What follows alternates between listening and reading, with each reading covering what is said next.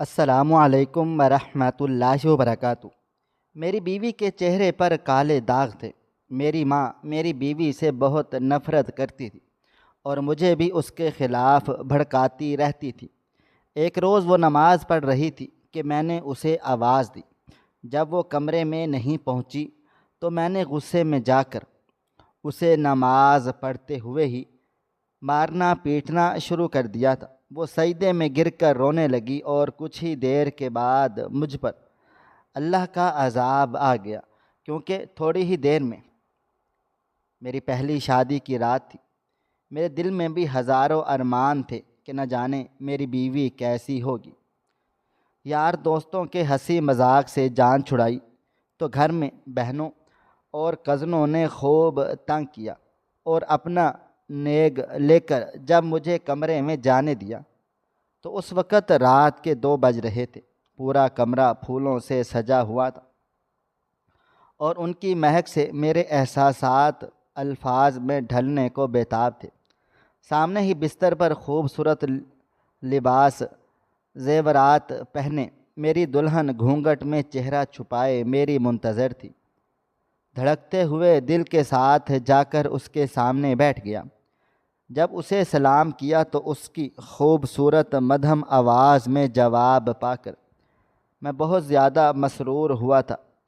میں نے اس کے ہاتھ میں سونے کی خوبصورت انگوٹھی پہناتے ہوئے اس کا گھونگھٹ الٹا تو وہ بالکل کسی شاعری کے مجموعے کی طرح تھی، خوبصورت، معصوم اور بے حد دل موہ لینے والی صورت تھی۔ میرا انگ انگ خوشی سے جھوم اٹھا تھا۔ میں نے ہمیشہ ہی ایک خوبصورت ہم سفر کی توقع کی تھی، اور 32 سال کی عمر میں میرا یہ خواب پورا ہو گیا تھا۔ زندگی کے اس نئے سفر میں اس سے ساری زندگی ساتھ نبھانے کا وعدہ کرتے ہوئے ارمانوں بھری یہ رات گزر گئی۔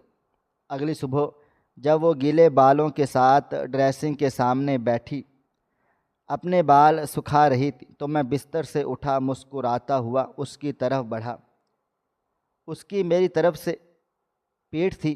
میں جیسے ہی اس کے پاس پہنچا تھا کہ میں اسے اپنی باہوں میں لے سکوں، ایک دم میری نظر اس کے چہرے کے سیاہ بدنما داغوں پر پڑی اور میں حیرت سے دنگ رہ گیا تھا۔ شیشے میں اس پر نظر گڑھی رہ گئی تھی۔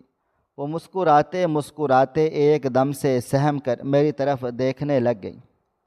میں نے غصے سے اس کا چہرہ پکڑ کر اپنی طرف کیا اور پھر بڑی بے دردی سے اس کے چہرے پر بنے ہوئے ان سیاہ داغوں کو اپنی انگلیوں سے بے دردی سے دباتے ہوئے دھیمی آواز میں غرایا تھا، یہ نشان کیسے ہیں؟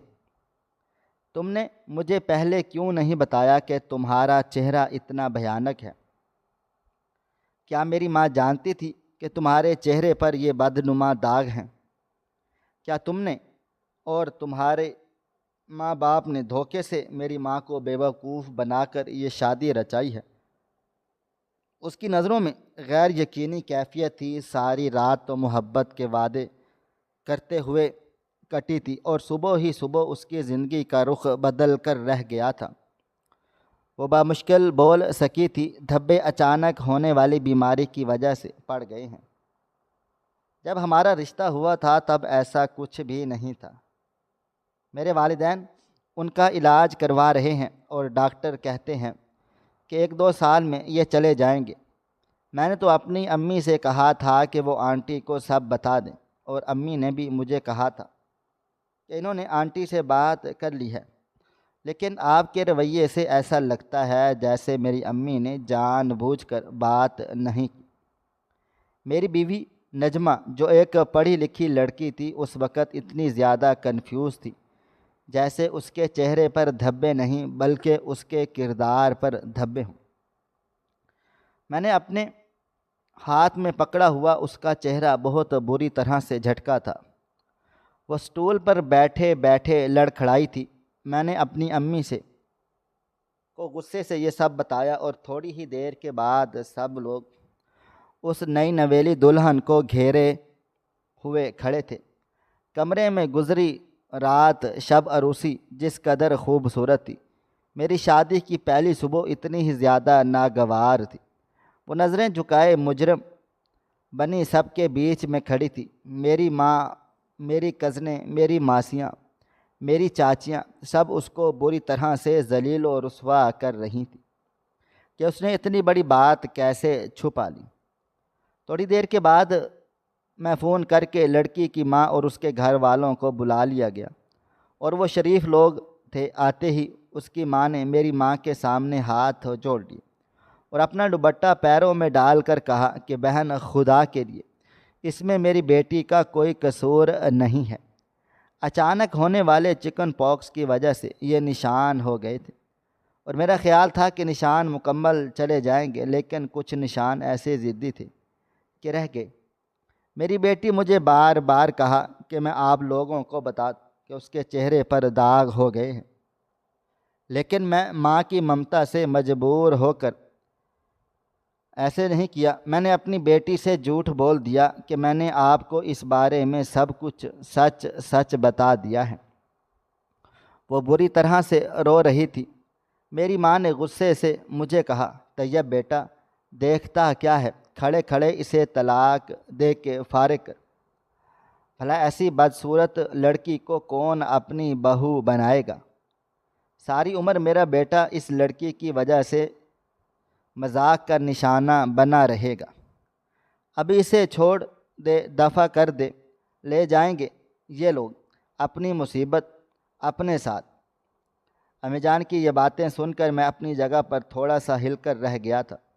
بھلا شادی کی ہی پہلی ہی صبح کون اپنی بیوی کو طلاق دیتا ہے، اور وہ بھی اس وجہ سے کہ اس کے چہرے پر کالے داغ تھے۔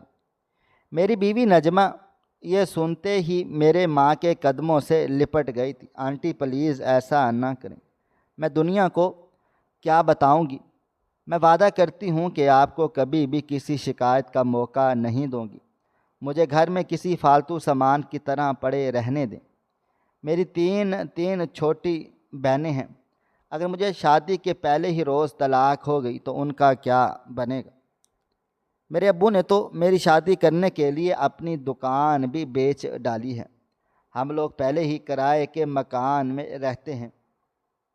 اتنا بڑا صدمہ یہ لوگ کیسے برداشت کر پائیں گے؟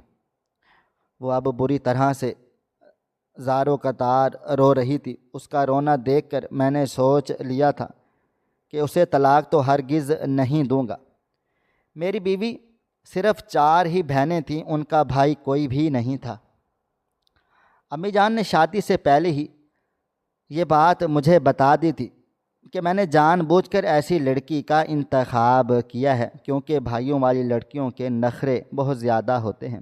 اچھا ہے اس لڑکی کا کوئی بھائی نہیں، تو یہ ساری عمر ہم سے دب کر رہے گی، اور ساتھ ہی باپ کی وراثت میں بھی بیٹی کو حصہ ملے گا۔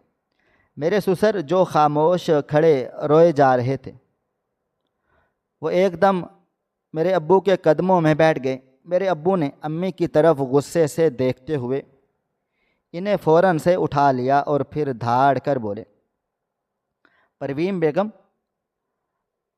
تم نے اب اگر ایک لفظ بھی اپنی زبان سے نکالا تو مجھ سے برا کوئی نہیں ہوگا۔ تم خود بھی بیٹیوں والی ہو۔ بیماری ایک دم سے آتی ہے مگر ایک دم جاتی نہیں ہے۔ تمہارا بیٹا بینک میں مینیجر ہے، اچھے سے اچھا علاج کروا سکتا ہے۔ کیا میرا خون اتنا بے غیرت ہے کہ کسی معصوم لڑکی کو صرف اس وجہ سے طلاق دے جائے کہ اس کے چہرے پر داغ ہیں؟ کل کو اگر تمہارے بیٹے کے ساتھ کوئی مسئلہ ہو گیا تو کیا تمہاری بہو بھی اسی طرح اسے ذلیل و رسوا کرے گی؟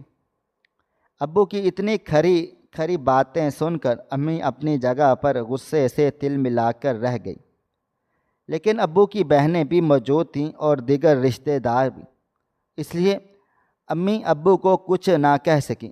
تھوڑی ہی دیر میں خاندان کی عورتوں نے امی کو بھی سمجھایا اور انہوں نے اپنے دل پر پتھر رکھ کر نجمہ کو اپنے گھر میں رہنے کی اجازت دے دی، لیکن صاف صاف کہہ دیا کہ اگر اس کا چہرہ ٹھیک نہ ہوا تو وہ اپنے بیٹے کی دوسری شادی کروا لیں گی۔ وہ لوگ روتے دھوتے وہاں سے چلے گئے تھے۔ گھر میں عجیب سناٹا پھیل گیا تھا۔ نجمہ کے چہرے پر جیسے زردی سی پھیل گئی تھی۔ میری کزن اسے پکڑ کر کمرے میں لے گئی۔ میں غصے سے چھت پر بنے ہوئے کمرے میں چلا گیا۔ آج شام کو ہمارا ولیمہ تھا اور گھر میں کسی سوگ کا گمان ہو رہا تھا۔ میری بہنیں بار بار امی جان کو کہہ رہی تھی کہ آپ تو اتنی بار بھابھی سے ملنے جاتی رہی ہیں، کیا آپ نے کبھی ان کے چہرے پر داغ نہیں دیکھے تھے؟ تو میری امی جل بھن کر کہنے لگیں، اگر دیکھے ہوتے تو یہی لڑکی رہ گئی تھی۔ میرے اتنے چاند جیسے بیٹے کے لیے جب بھی جاتی تھی ہر وقت منہ پر تھوپا تھاپی کر کے سامنے آتی تھی۔ سارا میک اپ کا کمال تھا۔ کتنی خوبصورت لگ رہی تھی کل تک کہ ہر دیکھنے والا مجھ پر رش کر رہا تھا، اور صبح ہی صبح سب بکھیڑا کھڑا ہو گیا۔ دوسری طرف نجمہ کمرے میں بیٹھی اپنی قسمت پر آنسو بہا رہی تھی۔ شام کو ولیمے پر میرا موڈ سخت خراب تھا۔ نجمہ کا بہترین میک اپ اسے بے حد خوبصورت دکھا رہا تھا، لیکن اس کی اصلیت یاد کر کے میرا جی چاہ رہا تھا کہ میں اس لڑکی کے چہرے کی طرف بھی نہ دیکھوں۔ میں دل ہی دل میں اس بات کا حساب کتاب لگا رہا تھا کہ میرے خاندان تقریباً ساری لڑکیاں ہی خوبصورت تھیں، لیکن میری امی ہمیشہ سے کہنا یہی تھا کہ وہ باہر سے بہو لائیں گی۔ اب خاندان کی عورتیں کس طرح سے میرا مذاق اڑا رہی تھیں۔ میرے دوستوں نے بھی میرے موڈ کو نوٹس کیا تو انہیں میں نے طبیعت کی خرابی کا بہانہ بنا کر ٹال دیا۔ دلہن کی جانب سے ولیمے پر زیادہ لوگ نہیں آئے تھے۔ ان کے کچھ قریبی رشتہ دار تھے۔ ہمارا رویہ ان کے ساتھ بھی نہایت گیا گزرا تھا۔ وہ لوگ بھی صبر سے پیش آ رہے تھے۔ کھانے کے بعد جلد ہی ولیمے کا فنکشن ختم ہوا تو ہم لوگ گھر لوٹے۔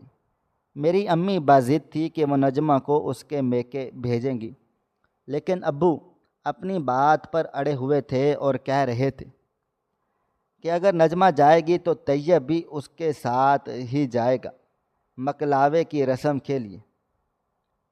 میں نے امی سے غصے سے کہہ دیا تھا کہ بھاڑ میں گئی رسم، میں ہرگز ان کے گھر نہیں جاؤں گا۔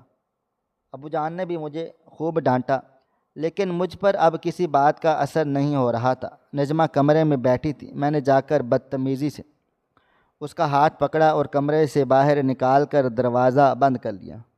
کچھ دیر تو ابو زور زور سے بولتے رہے، پھر امی اور بہنیں انہیں سمجھا بجھا کر لے گئیں۔ شاید نجمہ کو بھی کسی اور کمرے میں لے گئی تھی۔ اگلی صبح دروازہ کھولا تو نجمہ رات والے کپڑوں میں ہی صوفے پر بیٹھی تھی، اور شکل سے محسوس ہو رہا تھا کہ وہ رات بھر سوئی نہیں تھی، اور مجھے دیکھ کر فوراً سے کمرے کی طرف لپکی اور ملتجیانہ انداز میں کہنے لگی، پلیز میرا اور تماشا نہ بنائیں، مجھے کمرے میں آنے دیں۔ رات بھر سکون سے سو کر اب میرا دل و دماغ بھی ہلکا ہو چکا تھا۔ میں نے اس کی طرف نفرت سے دیکھ کر دروازہ چھوڑ دیا۔ وہ جلدی سے کمرے میں گھسی، الماری سے اپنے کپڑے نکال کر باتھ روم کی طرف چلی گئی تھی۔ گھر میں گہرا سناٹا تھا، یعنی ابھی سب سو رہے تھے۔ نجمہ نے جیسے ہی کمرے کا پھیلا ہوا سامان سمیٹا، میں نے اسے آواز دے کر کہا، جلدی سے کچن میں جا کر میرے لیے ناشتہ بنا دو، مجھے ضروری کام سے باہر جانا ہے۔ وہ بیچاری ایک نظر حیرت سے میری طرف ڈال کر تیزی سے کچن میں کی طرف لپکی تھی، جبکہ میں اچھی طرح سے جانتا تھا کہ ابھی اسے کچن کے بارے میں کچھ بھی معلوم نہیں، لیکن میں نے جان بوجھ کر اسے تنگ کرنے کی غرض سے کچن میں بھیجا تھا۔ اس نے ڈھونڈ ڈھونڈ کر سامان نکالا اور پھر میرے لیے ناشتہ بنا کر لائی۔ اس کی ذہانت پر مسکرا رہا تھا، کیونکہ اس نے آملیٹ کے ساتھ پراٹھے بھی بنائے تھے اور ٹوسٹ بھی۔ وہ پریشانی سے کھڑی اپنی انگلیاں مروڑ رہی تھی۔ میں اچھی طرح سے جانتا تھا کہ اس نے کل شادی ہال میں بھی کھانا نہیں کھایا تھا، لیکن پھر بھی میں نے اسے ناشتہ کرنے کے لیے نہیں کہا اور خود سارا ناشتہ سمیٹ کر اٹھ کر اپنے کمرے میں چلا گیا تھا۔ وہ چپ چاپ برتن اٹھا کر چلی گئی۔ کچن سے آتی ہوئی آوازوں کو سن کر شاید ابو بھی جاگ گئے تھے۔ انہوں نے کچن میں جا کر نجمہ سے کہا، بیٹا تم یہ سب کچھ کیوں کر رہے؟ ابھی تمہاری ساس اور نندیں اٹھ کر یہ سب سمیٹ لیں گی، تم نئی دلہن ہو، اپنے کمرے میں جا کر آرام کرو۔ وہ ابو کے ساتھ نہایت آہستہ آواز میں بات کر رہی تھی، مجھے سنائی نہیں دے رہا تھا۔ میں نے نہا دھو کر اپنا بہترین لباس پہنا اور گاڑی کی چابی اٹھا کر باہر نکل گیا۔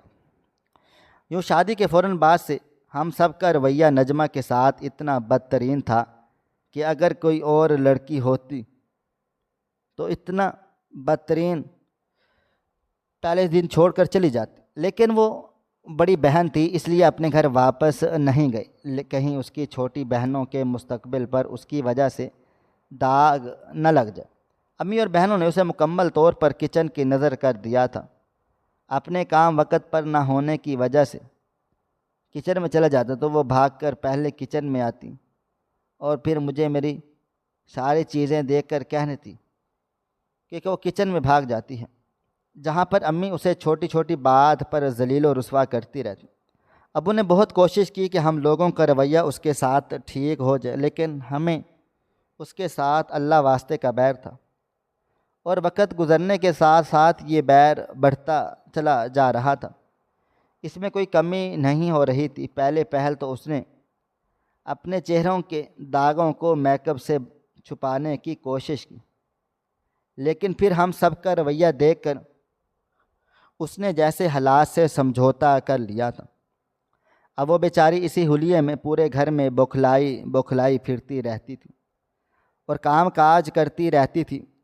امی کی دوستیں امی کا مذاق اڑاتی اور انہیں تانے دیتی کہ ان لوگوں نے امی جان کو کتنی خوبصورت لڑکیوں کے رشتے دکھائے تھے، لیکن امی اپنی بات پر اڑی رہی تھی کہ وہ تو اپنے بیٹے کے لیے سب سے خوبصورت دلہن لائیں گی۔ امی جان ایسے موقع پر نجمہ کو سب کے سامنے برا بھلا کہتی اور وہ چپ چاپ سب سن کر خاموشی سے کچن میں چلی جاتی۔ وہ اچھی بیوی اور بہو ہونے کا ہر فرض پورا کر رہی تھی، لیکن امی کی روک ٹوک اور تانے پھر بھی جاری تھے۔ دیکھتے ہی دیکھتے شادی کو 1 سال کا عرصہ گزر گیا۔ میں کبھی کبھی بیٹھ کر سوچتا کہ اس سب میں اس لڑکی کا کیا قصور، لیکن پھر امی جان کی کہی باتیں میرا دل و دماغ خراب کر دیتی اور میں چاہ کر بھی اپنا رویہ اس لڑکی کے ساتھ ٹھیک نہ کر سکا۔ اس کے میکے والے بیچارے جب بھی اس سے ملنے کے لیے آتے، بے عزت ہو کر ہمارے گھر سے نکالے جاتے۔ رات کو جب بھی میں اس سے قربت اختیار کرتا تو اسے کہتا کہ تمہاری شکل دیکھ کر میرا دل تمہارے قریب آنے کو نہیں کرتا۔ کئی بار وہ بہت بے بسی سے رو پڑتی تھی اور میرے سامنے ہاتھ جوڑ کر کہتی کہ میں اسے معاف کر دوں، لیکن شاید میں خدا کو بھول بیٹھا تھا۔ میں اکثر راتوں کو دیر سے گھر لوٹتا تھا۔ نجمہ ایک ذہین لڑکی تھی، اس نے یونیورسٹی سے M.Com کیا تھا، لیکن حالات نے اس کی حیثیت ایک ماسی کے جیسے بنا دی تھی۔ پچھلے کچھ دنوں سے اسے سخت بخار تھا۔ وہ صبح کے وقت بامشکل بستر سے نکل کر کام کرنے جاتی تھی، اور یہ سب کچھ دیکھتے ہوئے میں نے اسے نظر انداز کر رہا تھا۔ گھر میں ہر وقت چک چک کی وجہ سے سکون ختم ہو چکا تھا۔ ایک روز میری طبیعت خراب تھی اور میں اٹھ کر واپس سونے کے لیے صبح پھر لیٹ گیا تو دن بھر میری آنکھ نہ کھلی۔ بخار اور بھوک پیاس کی وجہ سے میرے حلق میں جیسے کانٹے پڑ رہے تھے۔ میں نے غصے سے چلا کر نجمہ کو پکارا، لیکن وہ نہ تو وہ کمرے میں آئی نہ ہی گھر کا کوئی دوسرا انسان۔ میں غصے سے بستر سے اٹھا اور نجمہ کو ڈھونڈتا ہوا کچن میں چلا گیا، لیکن وہاں پر بھی سب صاف ستھرائی ہو چکی تھی۔ مطلب نجمہ یہاں سے فارغ ہو چکی تھی۔ گھر میں کوئی بھی موجود نہ تھا، مطلب امی اور بہنیں کہیں گئی ہوئی تھیں۔ ہر جگہ تلاش کرتے ہوئے اپنے برابر والے کمرے میں جا پہنچا، اور وہ مہانانی بہت سکون اور اطمینان کے ساتھ نماز پڑھ رہی تھی۔ یہ دیکھتے ہی غصے سے میرا برا حال ہو گیا اس وقت مجھے اس بات کی بھی شرم اور حیا محسوس نہ ہوئی کہ وہ حالت نماز میں ہے۔ میں نے اسے نماز کے دوران ہی بری طرح سے ٹھوکر دے ماری اور مارنا پیٹنا شروع کر دیا۔ اس کے منہ سے ہلکی سی چیخ نکلی تھی۔ اس نے سلام پھیر کر میری طرف دیکھا۔ میں ہذیانی انداز میں گالیاں دیتے ہوئے اسے بری طرح سے مار پیٹ رہا تھا۔ تھوڑی دیر میں اس کی کانچ کی چوڑیاں ٹوٹ کر اس کے بازوؤں میں گھس گئی تھیں اور وہ بہت بری طرح سے زخمی ہو گئی تھی، اور ایک چوڑی اس کے ماتھے پر بھی جا لگی تھی۔ اس کا چہرہ رنگین ہوتا دیکھ کر مجھے ہوش آیا تھا۔ وہ مسلسل خاموشی سے مار کھا رہی تھی۔ میں اس دن اس کا صبر دیکھ کر حیران رہ گیا۔ اتنا چوٹیں لگنے کے باوجود وہ سپاٹ چہرہ لے کر میری طرف دیکھ رہی تھی۔ بخار کی وجہ سے میری طبیعت پہلے ہی خراب تھی اور اس مشقت نے میرا سانس بری طرح سے بھلا دیا تھا۔ میں وہیں صوفے پر گرنے کے انداز میں بیٹھ گیا اور وہ چپ چاپ اٹھ کر میرے سامنے کھڑی ہو گئی اور پھر میری آنکھوں میں آنکھیں ڈال کر بے خوفی سے کہنے لگی، بس ہو گیا جنون ٹھنڈا؟ یہ تھی نفرت کی انتہا۔ میرا تو چہرہ بدصورت ہے، کبھی اپنی طرف غور سے دیکھا ہے کہ مجھ سے نفرت کرتے کرتے آپ کا اپنا دل کتنا بدصورت ہو چکا ہے کہ اب آپ کے دل میں خوف خدا بھی باقی نہیں۔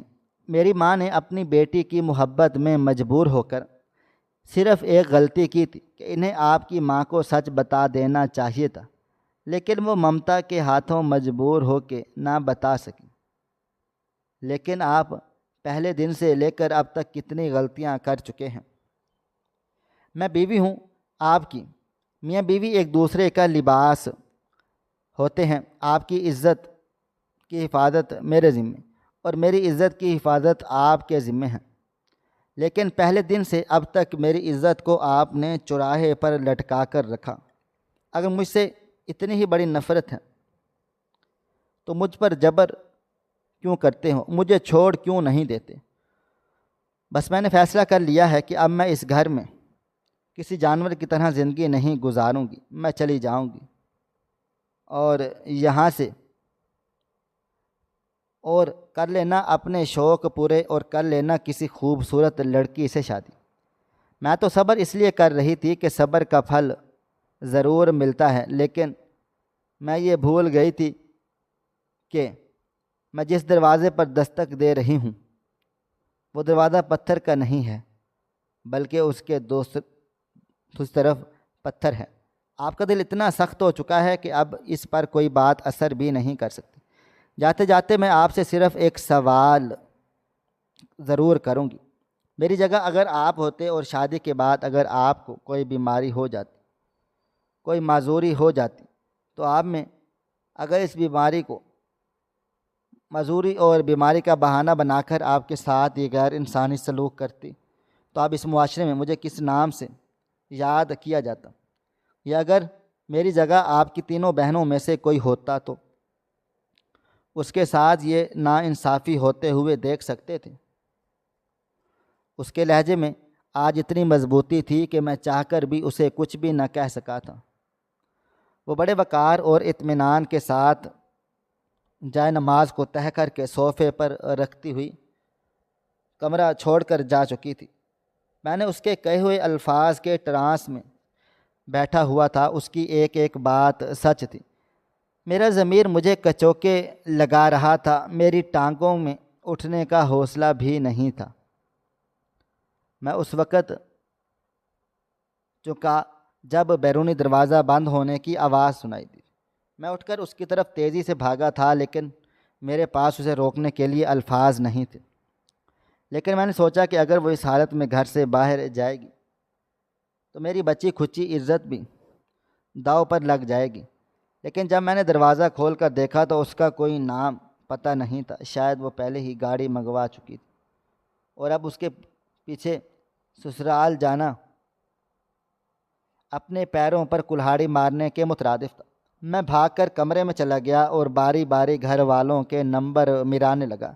نہ تو میری کسی بہن نے میری کال اٹھائی تھی اور نہ ہی ماں نے، نہ جانے سب لوگ کہاں مصروف تھے۔ مجبوراً میں نے ابو کو کال ملائی تو دوسری بیل پر ہی انہوں نے کال اٹھا لی تھی۔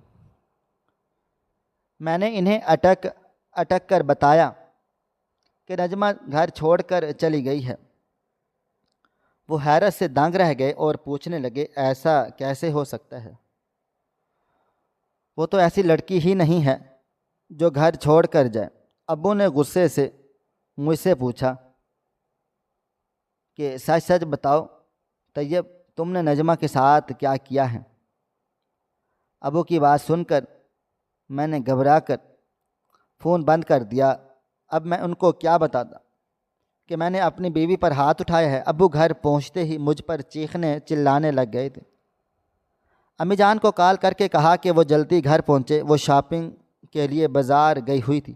امی بھی تھوڑی دیر کے بعد گھر پہنچ گئی۔ جیسے ہی امی میرے کمرے کے برابر والے کمرے میں گھسی، امی نے میرے کمرے کی حالت دیکھ کر اپنا ماتھا پیٹ لیا تھا، کیونکہ صاف ظاہر تھا کہ میں نے نجمہ کو بہت بری طرح سے مارا پیٹا ہے۔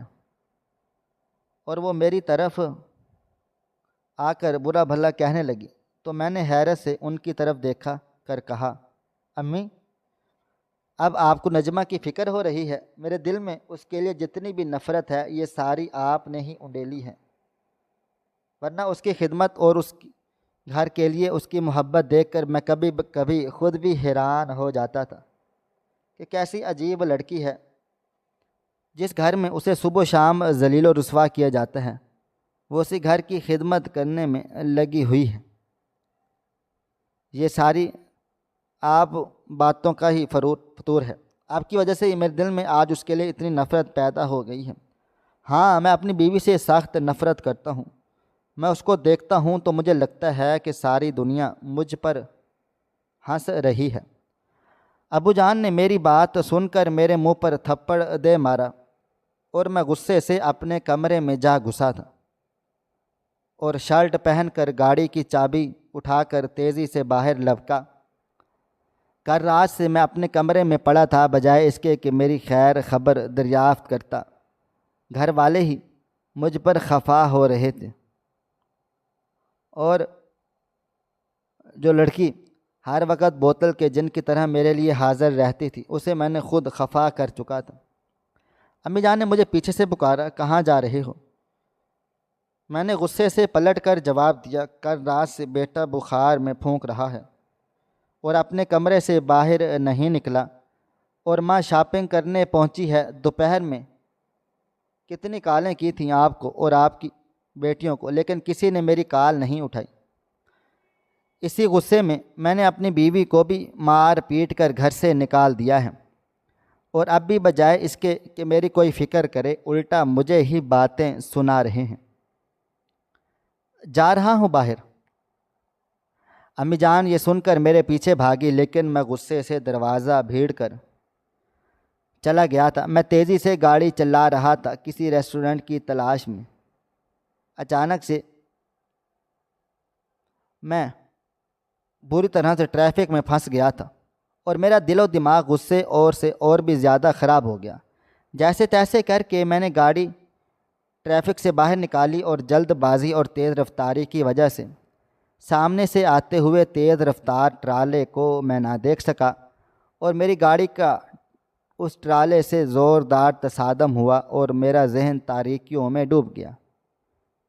جانے کس وقت اتنا وقت گزر چکا تھا، میرے کانوں میں سب کی آواز گونج رہی تھی، لیکن مجھے کچھ نظر نہیں آ رہا تھا۔ میرا سر پٹیوں میں جکڑا پڑا تھا، ذرا سا بھی ہلنے جلنے پر میں بے تحاشا تکلیف محسوس کر رہا تھا۔ ایک بار مجھے لگا شاید میں مر گیا ہوں اور یہ سب لوگ میرے جنازے پر کھڑے ہیں، لیکن ڈاکٹروں سے بات کرتے ہوئے ابو کی پریشان آواز اور ماں اور بہنوں کی رونے کی آواز میرے کان میں پڑی تو مجھے احساس ہوا کہ میں زندہ ہوں۔ تھوڑا سا ہوش آیا اور پھر میرا ذہن ساری تاریکیوں میں چلا گیا۔ 3 دن کے بعد جا کر مجھے ہوش آیا۔ میری آنکھوں پر پٹی بندھی تھی، شاید میری بینائی چلی گئی۔ میں نے ڈاکٹروں کو ابو سے کہتے ہوئے سنا کہ 100 میں سے 10% چانس بھی نہیں کہ آپ کا بیٹا دوبارہ دیکھ پائے گا، لیکن پھر بھی دعا کرتے رہیں، ہو سکتا ہے کہ کوئی معجزہ ہو جائے۔ ابو یہ بات سن کر رونے لگ گئے تھے، اور پھر ڈاکٹر جب وہاں سے چلا گیا تو ابو نے میرے پاس کھڑے ہو کر مجھ سے ایک بات کہی، بیٹا میں تمہیں بڑے لاڈ پیار سے پالا پوسا تھا، یہ سوچ کر کہ تم میرے بڑھاپے کا سہارا بنو گے۔ میں نے تمہاری تو ایسی تربیت ہی نہ کی تھی کہ تم انسانوں کو انسان ہی نہ سمجھو اور انہیں اتنی تکلیف دو کہ خالق کی رحمت کو جوش آ جائے۔ تم نے اس معصوم بچے کی ذرا سی کمی پر اس کی زندگی کا تماشا بنا کر رکھ دیا تھا۔ ارے تمہاری اچھی خاصی نوکری تھی، اگر تم چاہتے تو 1 سال میں اس کا علاج بھی کروا سکتے تھے، لیکن تم نے اس کی کمی کے ساتھ کھیلنا شروع کر دیا تھا۔ میرے بیٹے میں سمجھ نہیں پا رہا کہ اب ساری زندگی تمہیں یہ تمہارا بوڑھا باپ کیسے سنبھالے گا۔ تم نے بہت غلط کیا بیٹا، بہت غلط۔ میرے جسم کا روں روں کانپ رہا تھا، میرے ذہن میں وہ منظر کسی فلم کی طرح تازہ ہو گیا تھا جب میں سجدے میں سے اسے ٹھوکر ماری تھی اور اللہ تعالیٰ اس نے سسکیاں لے لے کر بڑے درد کے ساتھ اللہ تعالیٰ کو پکارا۔ وہ سجدے میں پڑی ہوئی مجھ سے مار کھا رہی تھی اور میں ظالم بنا اس پر ظلم و ستم کرتا رہا۔ یہ اسی کی بد دعا تھی جو ایک دم سے مجھے لگ گئی تھی۔ ابو نے امی کو روتے ہوئے دیکھ کر انہیں بھی خوب کھوٹی کھری سنا دی اور کہا، پروین بیگم صرف اس وقت سمجھ آتی ہے جب وہ ہم پر گزرتی ہے، دوسرے کی تکلیف تو تماشا ہوتی ہے۔ اس لڑکی کے چہرے پر تو صرف داغ تھے نا، کوئی معذوری تو نہیں تھی۔ اب دیکھو دیکھو، یہ ہوتی ہے کمی، یہ ہوتا ہے عیب۔ یا اللہ 3 جوان بیٹیاں ہیں میری، یا اللہ اس ظلم کی سزا میری بیٹیوں کو مت دینا۔ میرے مالک یا اللہ میرے بیٹے کو معاف کر دیں گے اور اس کی زندگی میں اندھیرا مت ہو کر۔ ابو ہچکیاں لے لے کر رو رہے تھے اور اللہ تعالیٰ سے التجا کر رہے تھے کہ میں اپنے گناہوں پر بھی نادم تھا، مگر جو ہونا تھا وہ تو ہو چکا۔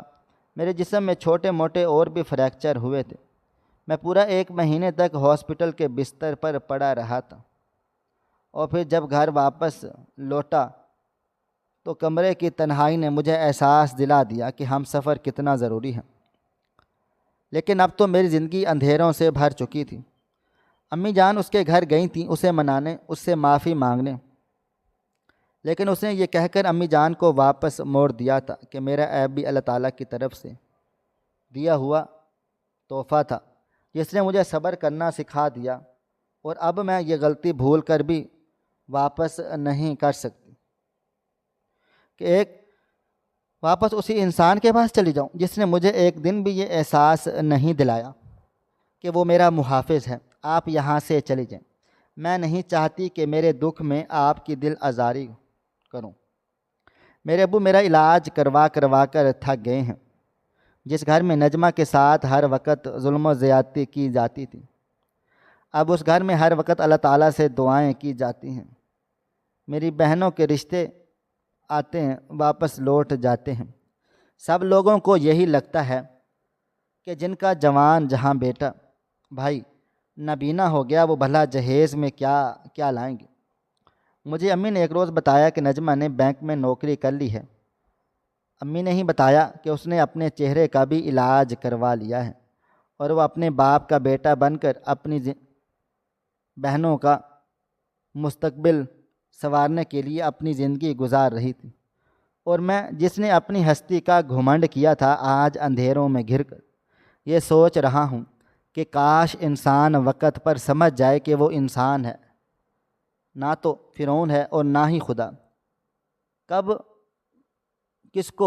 کس چیز سے نوازنا ہے یہ فیصلہ اللہ تعالیٰ فرماتا ہے، اور کب کس کو آزمائش میں ڈالنا ہے اس کو اپنی مخلوق سے پیار ہے، اور ہم جیسے لوگ اس کی تخلیق کا مذاق اڑا کر اس کی شان میں گستاخی کرتے ہیں جو خود اپنی زندگی میں ہر چیز کے لیے اس کے محتاج ہیں۔ یا اللہ مجھ جیسے ہر گناہ گار اور نادان شخص کو معاف فرما۔ ناظرین، آپ کو ہماری آج کی کہانی کیسی لگی؟ کومنٹ باکس میں اپنی رائے کا اظہار ضرور کریں۔